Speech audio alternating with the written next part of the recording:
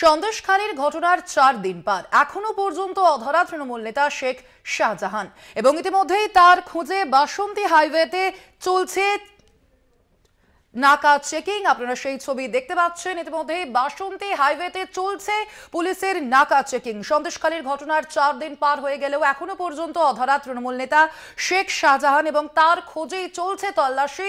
আপনারা দেখতে পাচ্ছেন সেই ছবি। বাসন্তী হাইওয়েতে নাকা চেকিং চলছে পুলিশের। সন্দেশখালী কাণ্ডের 4 দিন পার এখনো পর্যন্ত অধরা শেখ শাহজাহান। বাসন্তী হাইওয়েতে তার খোঁজে চলছে নাকা চেকিং পুলিশের। রাজ্য পুলিশের ডিজি মুখ খোলার পরই এই তৎপরতা। সক্রিয় বসিরহাট জেলা প্রশাসন। এ বিষয়ে আমরা কথা বলবো। আমাদের প্রতিনিধি রয়েছেন সরাসরি আমাদের সঙ্গে সঞ্জিত চক্রবর্তী। সঞ্জিত, এখনো পর্যন্ত অধরা শেখ শাহজাহান, অর্থাৎ 4 দিন পেরিয়ে গেলেও এখনো পর্যন্ত তার খোঁজে চলছে তল্লাশি। আর কি জানা যাচ্ছে, কোথায় রয়েছেন শেখ শাহজাহান? দেখো, আমি যেখানে দাঁড়িয়ে রয়েছি একদম উত্তর 24 পরগনা সন্দেশখালী যে শেখ শাহজাহানের বাড়িতে।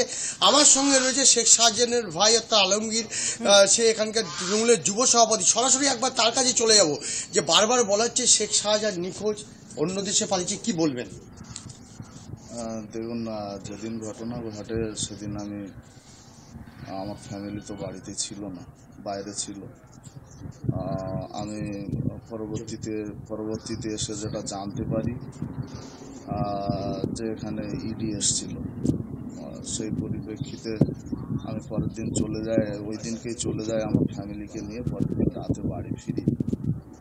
তো তারপরে যখন আপনাদের মিডিয়ার মাধ্যমে দেখলাম যে শেখ শাহজাহানকে খোঁজ চলছে, তাকে তল্লাশি চালাচ্ছে, নিখোঁজ, তা আমি ওনার যে নির্দিষ্ট নাম্বার আছে সেই নাম্বারে আমি যোগাযোগ করতে চাই। আমি কিন্তু যোগাযোগ পাইনি এখনো পর্যন্ত। তো এই মতো অবস্থায় আমি চেষ্টা করেছিলাম, যোগাযোগ হয়নি। তা মোটামুটি আমি সেই থেকেই বাড়িতেই আছি আপাতত।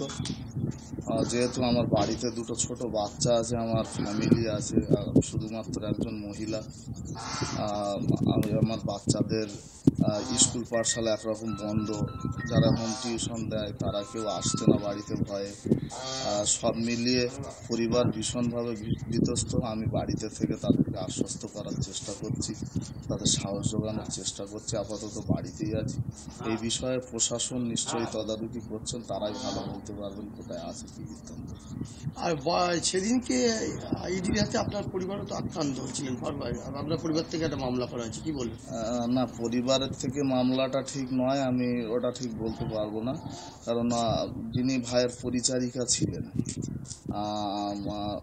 তারাই আক্রান্ত হয়েছে এবং তারাই এফআইআরটা করে, যার সঙ্গে আমাদের যারা মানে বাড়ির পাশে আসে যেসব মহিলারা, আমাদের গ্রামবাসী বিন্দু যারা, তারা তাদের মধ্যে কিছুটা মহিলা আপনারা মিডিয়াতে দেখিয়েছেন, মহিলারা এসেছিলেন, তাদের সঙ্গে কিছুটা ধস্তাধস্তি, হাতাপায়ে তারা আক্রান্ত হয়েছে। এরকম কিছু লোকজন তারা এফআইআর দায়ের করেছে।